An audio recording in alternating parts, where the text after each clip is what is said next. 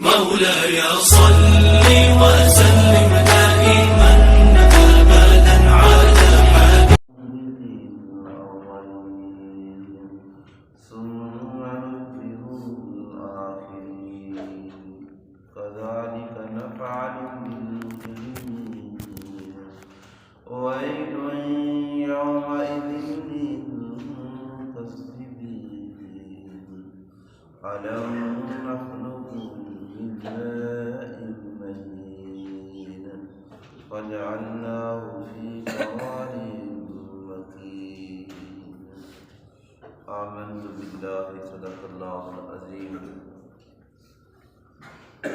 دوستو سورۃ المرسلات کی آیت نمبر 16 سے لے کے آیت نمبر 20 تک تلاوت کی ہے۔ دعا ہے اللہ رب العزت ہم سب کو قرآن مقدس پڑھنے، سمجھنے اور اس پہ عمل کرنے کی توفیق عطا فرمائے۔ جتنے ہی دوست احباب اس درس قرآن میں شریک ہیں، دعا ہے اللہ رب العزت ہم سب کے لیے، خصوصاً ہمارے والدین کے لیے، ہمارے اساتذہ کے لیے، حضور کی ساری امت کے لیے اسے بخشش اور مغفرت کا ذریعہ بنائے۔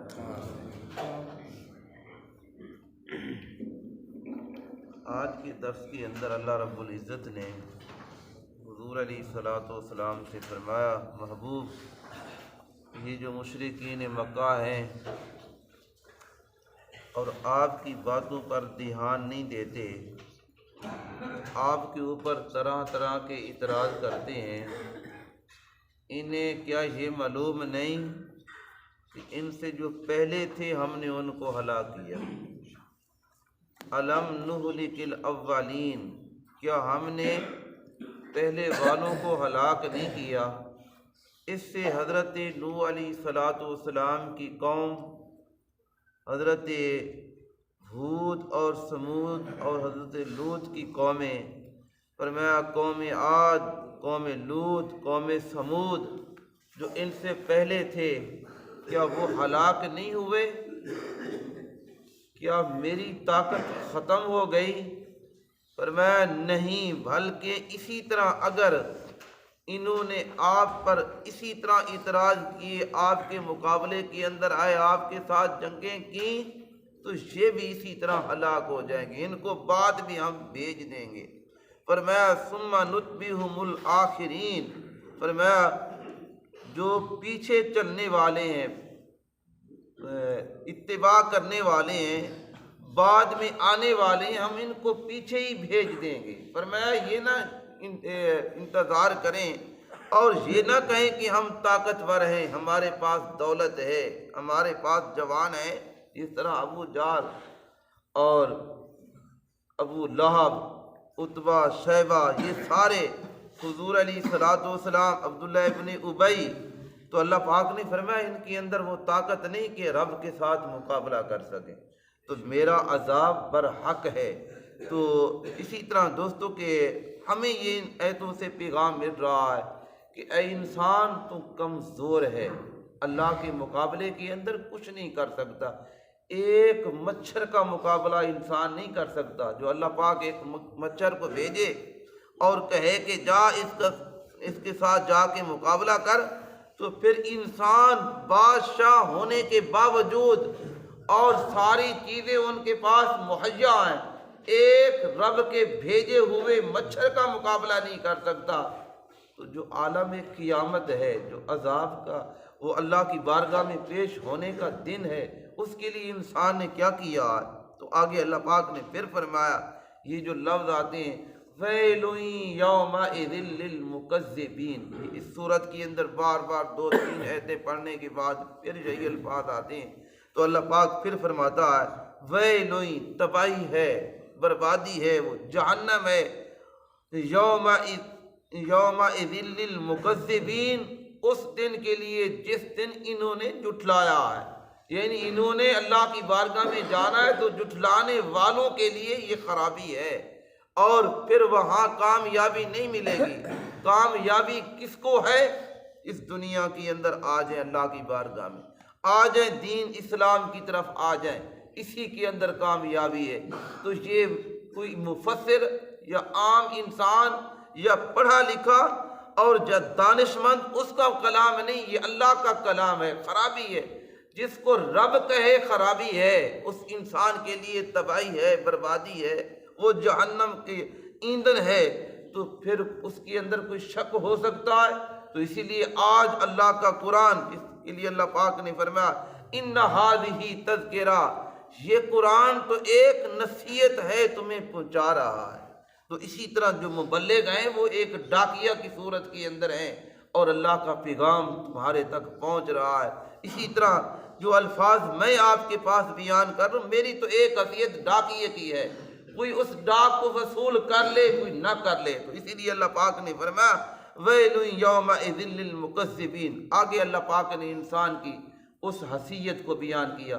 آج انسان اکڑتا ہے، تکبر کرتا ہے، غرور کرتا ہے اور کہتے ہیں میرے جیسا تو کوئی ہے نہیں۔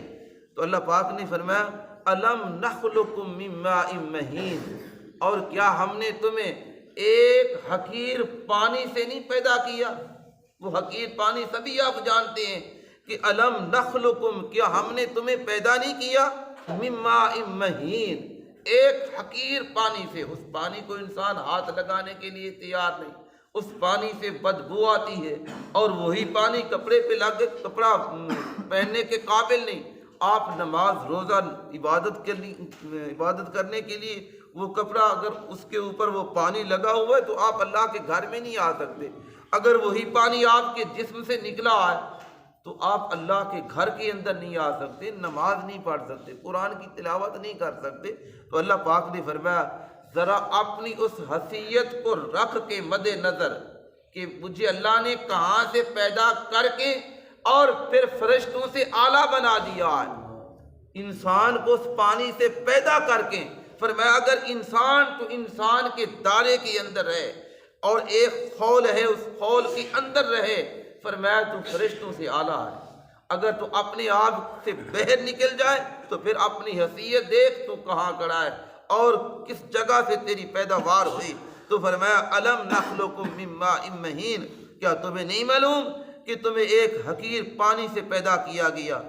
آگے اللہ پاک نے فرمایا فجعلناہ فی قرار مکین، فرمایا پھر ہم نے رکھ دیا ایک محفوظ جگہ پر۔ وہ کون سی محفوظ جگہ؟ فرمایا وہ ماں کا رحم ہے۔ فرمایا رحم مادر کے اندر تمہیں اس پانی کو ٹھہرایا گیا۔ تو کچھ عرصہ اس رحم کے اندر ٹھہر کر اور پھر اللہ پاک نے اس دنیا کا نظام تمہیں دکھایا اور دنیا کے اندر تو نے آنکھ کھولی۔ تو میرے بھائی ذرا ماں کے پیٹ کو دیکھیں، اس ماں کے پیٹ کے اندر بچے کی اللہ پرورش کر رہا ہے، تو ایک لمحے کے لیے اس بچے کو سانس نہ ملے، خوراک نہ ملے، بچہ مر جاتا ہے۔ تو اللہ سانسیں بھی پہنچا رہا ہے، اللہ خوراک بھی پہنچا رہا ہے۔ جس جگہ سے اللہ خوراک پہنچا رہا ہے، دیکھیے اگر وہ ماہانہ جو عورت کو ڈیٹ آتی ہے، مخصوص دن ہوتے ہیں، اور وہی عورت ہے وہ خون اسے آ رہا ہے، تو نہ وہ مسجد میں آ سکتی، نہ قرآن کو ہاتھ لگا سکتی ہے، اور نہ قرآن کی تلاوت کر سکتی ہے، اور نہ ہی روزہ رکھ سکتی ہے، اور اسی خون سے اللہ نے انسان کی خوراک کو پیدا کر دیا۔ تو فرمایا اے انسان ذرا رب کی نعمتوں کی قدر تو کر، دیکھ تیرا رب کہاں کہاں تیری رہنمائی کر رہا ہے اور تمہیں تمہاری ساری ضرورتیں اللہ پاک پہنچا رہا ہے۔ فرمایا اگر ماں کے رحم کے اندر، ماں کے پیٹ کے اندر تمہیں اللہ خوراک پہنچانے پہ قادر ہے تو کیا اس دنیا کے اندر قادر نہیں؟ اور تمہیں کمانے کے لیے 2 ہاتھ دیے ہیں اور تمہیں آنکھیں دی ہیں، چلنے کے لیے پاؤں دیے ہیں، سوچنے کے لیے اللہ نے دماغ دیا ہے، اور سب کچھ دینے کے باوجود اگر تیرا ہاتھ کسی غلط کام کی طرف اٹھے تو ذرا دھیان کر اور اس اپنی ابتدا کی طرف دھیان کر۔ میرا رب تو وہ ہے، کریم ہے، مالک ہے، جو مجھے ماں کے پیٹ کے اندر خوراک پہنچا سکتا ہے۔ یہ بھی یاد رکھ کے کل کے درس کے اندر اس بات کا ذکر اللہ پاک کر رہا ہے کہ جس وقت بچہ یہ 3 ماہ کا ہوتا ہے ماں کے پیٹ کے اندر، تو اس کی ساری مدت بھی لکھی جاتی ہے، اس کی خوراک بھی لکھی جاتی ہے، اس کے سانس بھی لکھے جاتے ہیں، اللہ ایک فرشتے کو بھیج کے سب کچھ لکھ دیتا۔ تو اگر ہمارا ایمان کم از کم، ہم مسلمان ہیں، کلمہ پڑھنے والے ہیں، اس دین کے پیروکار ہیں، ہمارا اس کے اوپر اگر یقین ہو جائے کہ یار مجھے ملنا وہی کچھ ہے اور جو میرے رب نے مجھے ماں کے پیٹ کے اندر لکھ دیا۔